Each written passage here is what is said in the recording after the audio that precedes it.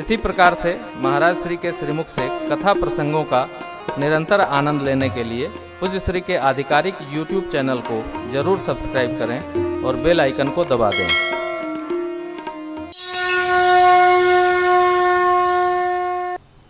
शूर्पणखा रावण के पास गई, उनको प्रेरित की और क्या सिद्धांत बोलती है हो। करस पान सो वस दिन राती, सुधि नहीं तव सिर पर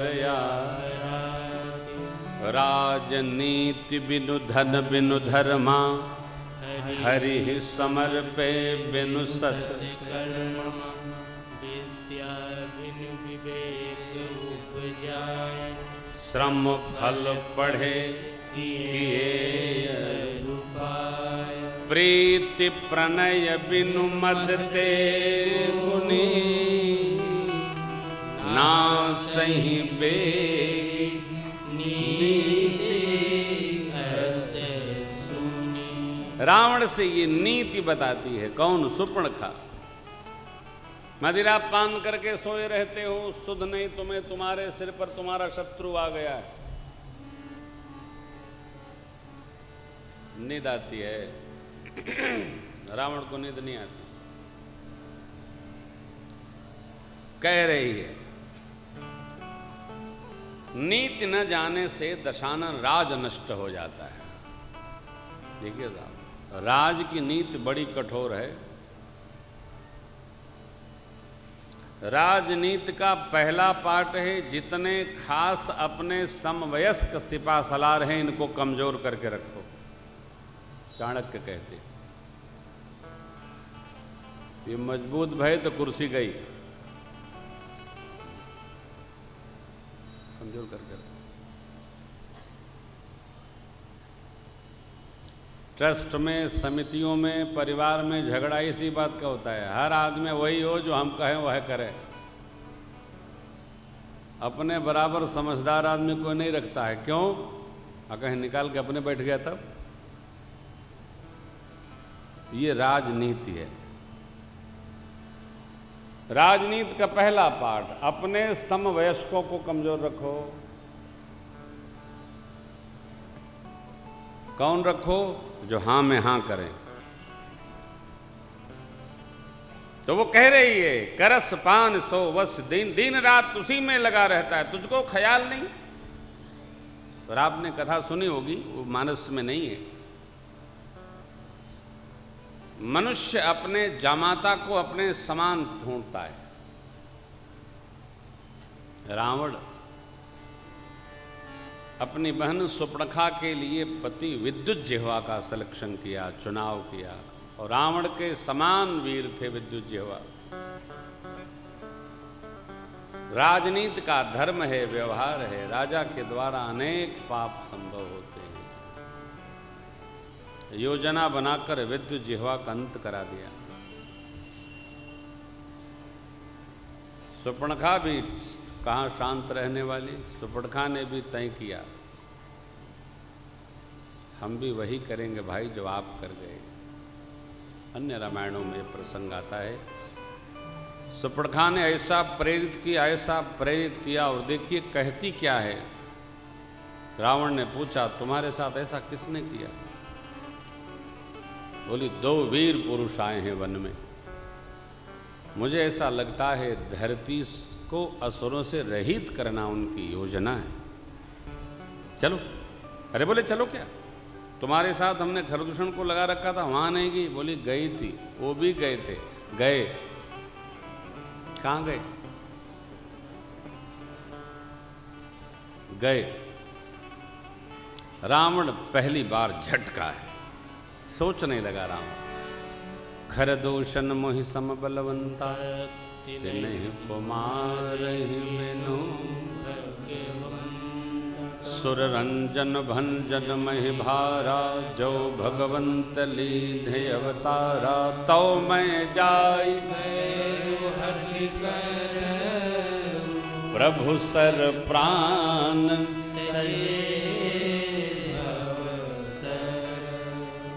रावण सोचने लगा कि खरदूषण मेरे जैसे बलशाली थे, भगवान को छोड़कर कोई उनको मार नहीं सकता। अब मैं चलकर भगवान से बैर करूंगा, उनके बाणों से अपने शरीर को विधवाकर भव पार जाऊंगा। ये रावण का निर्णय है। इसी में पूरा रामचरित्र है, रावण चरित्र है। देखिए कितना विवेकी है वो। ठान लिया, मान लिया, जान लिया, डटा है। सुपर्णखा को भेजा हॉस्पिटल, अपने मारीच के पास गया, मारीच को बोला चलो चलो चलो चलो चलो चलो चलो।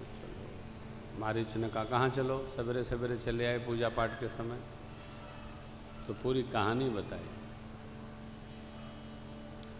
मारीच ने पूछा कैसे हैं, बताया गोरे सांवले दो हैं, वीर हैं। तो सुनते ही मारीच ने कहा भांजे कुशल चाहते हो तो घर चले जाओ।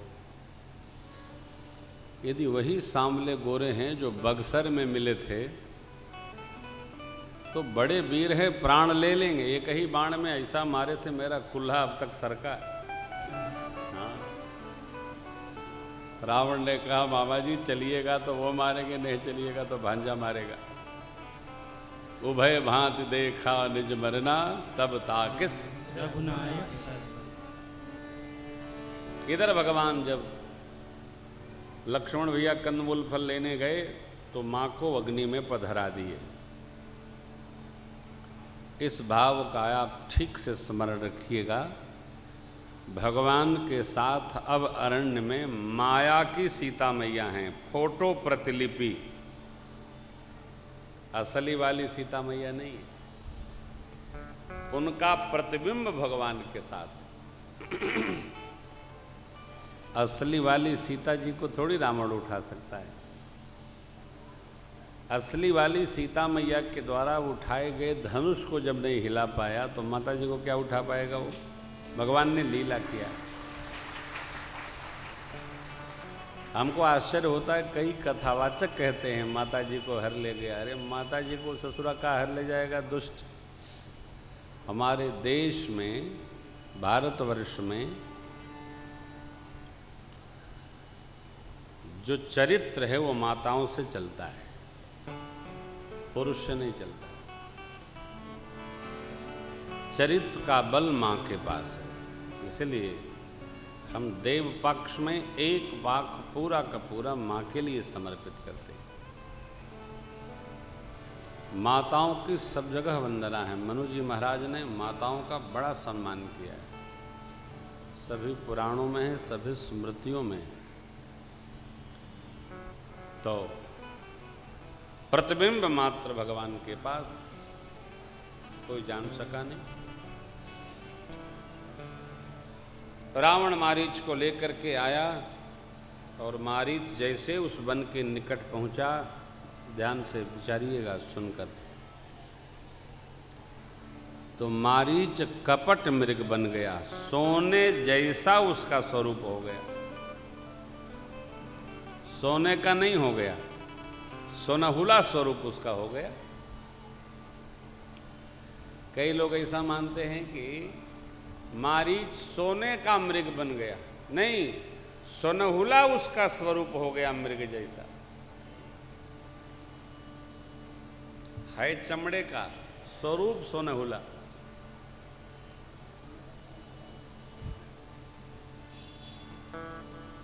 आश्रम के अगल बगल उछल कूद करने लगा।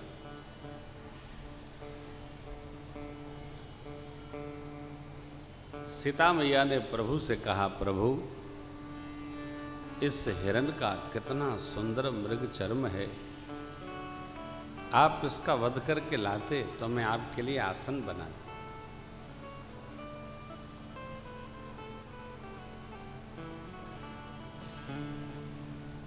प्रभु मुस्कुराए, समझ गए। क्यों?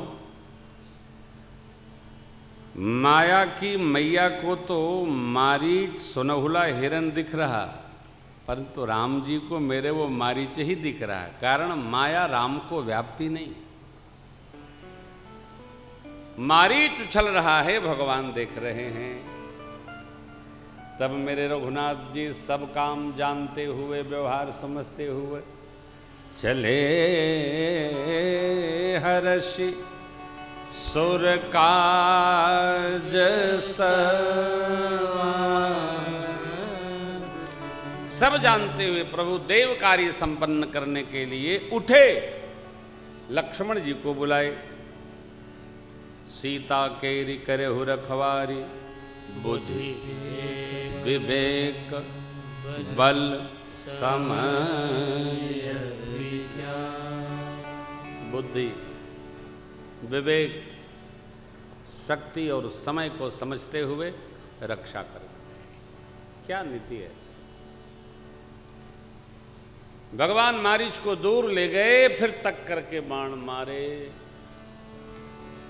मारीच ने पहले हा लक्ष्मण प्रभु की आवाज में आवाज दी। राम दर्शन कर चुका है, फिर मन में राम जी का स्मरण किया। भगवान ने उसको मुनि दुर्लभ गति प्रदान की, देवता पुष्प की वृष्टि की।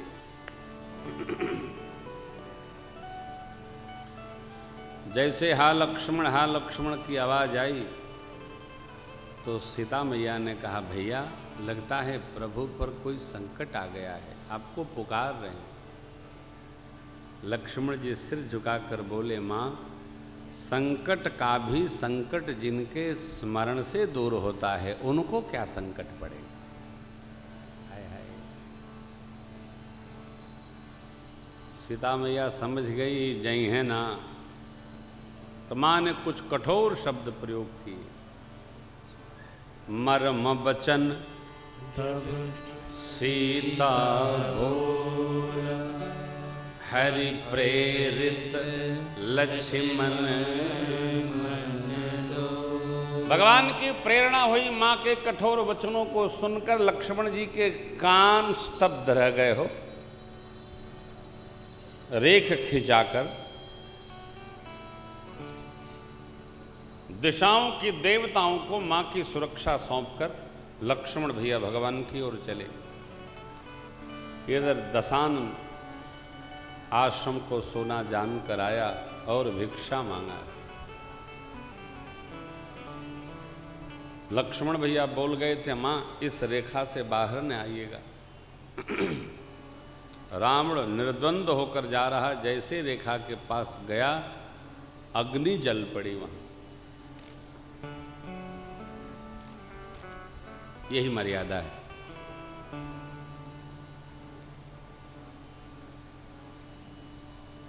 विधि की रचना।